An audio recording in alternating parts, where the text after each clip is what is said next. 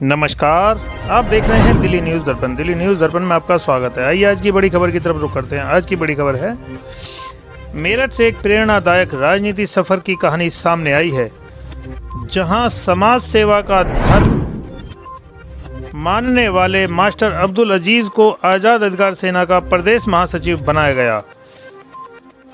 नरेंद्र बंसल की खास रिपोर्ट। राजनीति में जहां अक्सर पद और प्रतिष्ठा की होड़ देखने को मिलती है, वहीं कुछ चेहरे ऐसे भी होते हैं जो निस्वार्थ सेवा को ही अपना लक्ष्य मानते हैं।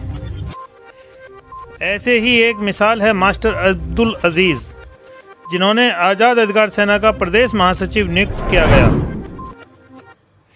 मास्टर अब्दुल अजीज का राजनीतिक सफर शिवसेना के वार्ड अध्यक्ष के रूप में शुरू हुआ और अपने समर्पण व मेहनत के दम पर उन्होंने जिला अध्यक्ष तक का सफ़र तय किया। इस पूरे सफ़र का श्रेय उन्होंने अपने गुरु और शिवसेना के प्रदेश महासचिव धर्मेंद्र तोमर को दिया। धर्मेंद्र तोमर जी ने अब राजनीति और समाज सेवा का गहरा सीखा है। उनके पद चिन्हों पर चलकर मैं आज यहाँ तक पहुँचा हूँ। आइए मास्टर अजीज क्या कहते हैं, सुनते हैं उनकी जुबानी।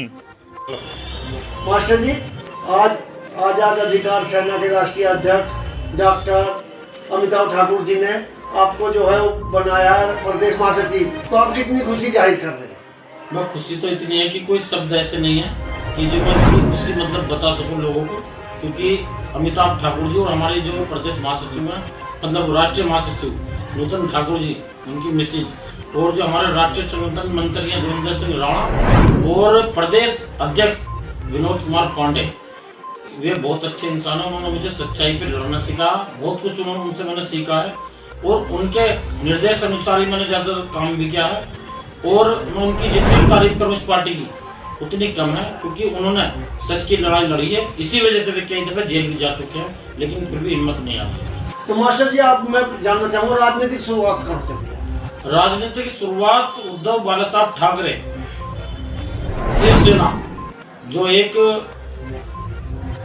संगठन है और पार्टी भी है, और बहुत ही धुआंधार सच बोलने के लिए और सच की लड़ाई लड़ी है हमेशा उन्होंने। और हमारे मेरठ से प्रदेश महासचिव धर्मेंद्र तोमर जी हैं, जो मेरे गुरु हैं, जिन्होंने मुझे राजनीति सिखाई है और समाज सेवा सिखाई है। तो धर्मेंद्र तोमर जी के लिए क्या कहना चाहेंगे? धर्मेंद्र तोमर जी के लिए गुरु जी को मैं सबसे पहले नमस्कार करता हूँ। और जो मेरी वीडियो देख रहे हो, तो मुझसे भी कोई अगर जो गलती होगी, भूल चुकी हूँ, उसे माफ कर दें, क्योंकि मैं इस टाइम संगठन छोड़ चुका हूँ। लेकिन आज भी मैं तुम्हारा जिंदगी भर तक भी, जब तक भी जिंदा रहूंगा, आपका एहसान कभी नहीं भूलूंगा। कभी मेरे खून की भी जरूरत हो, आप मुझे एक आवाज देना, भैया का खून आपके लिए चरणों में तुरंत ही हाजिर है। उनके जैसा आदमी शायद मैंने कोई नेता नहीं देखा। उन्होंने निष्पक्ष कभी भी, जनक कितने मुसलमान वहाँ पे जाते हैं, ऑफिस में हमारे चिपी टाइम पे कार्यालय वहाँ पे पोस्ट लोगों की सुनवाई होती है। हिंदू मुस्लिम से ज्यादातर 98% मुस्लिम ही जाते हैं वहाँ पे, महिला जाती है जिनकी वहाँ सुनवाई होती है। कभी उन्होंने किसी से कोई पैसे नहीं लिया, कोई भेदभाव नहीं करा, और उनके जैसा नेता ना तो पैदा हुआ ना होगा। अब मास्टर जी, मैं जानना चाहूँगा, ये लास्ट सवाल है, आप जो इतने बड़े पद पर पहुँच गए, अभी जो आम जनता के लिए क्या आपकी वो रहेगी? आम जनता का ये है भैया, जो आम जनता है, सबसे पहले तो ईमानदारी से काम करो। कोई भी ऐसा क्राइम मत करो जो तुम्हें प्रशासन के पास में जाना पड़े या जेल में जाना पड़े। और किसी न किसी संगठन से आज के जो दौर चल रहा है जुड़ कर रहे हो, चाहे वो कोई सी भी पार्टी हो।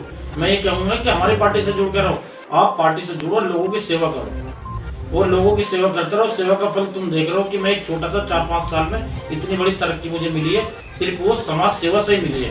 राजनीति से हटके 80% कहना हमारे गुरु का फिर मैं दोबारा लूंगा, धर्मेंद्र तोमर जी का।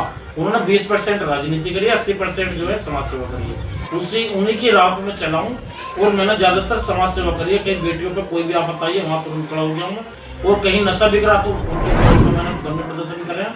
और कोई भी भूमाफिया किसी गरीब की जमीन कब्जाता है तो उससे भी हम लड़े हैं। और जो सरकार कोई सी भी हो, अगर जो गलत काम करिए तो हमने उसका विरोध करा है, चाहे वो सरकार कोई सी भी हो। जी मास्टर, जैसे 2027 में विधानसभा चुनाव आ रहे हैं, तो उसके बारे में क्या रणनीति रहेगी? अपना कैंडिडेट उतारेंगे या किसी का समर्थन करेंगे आप?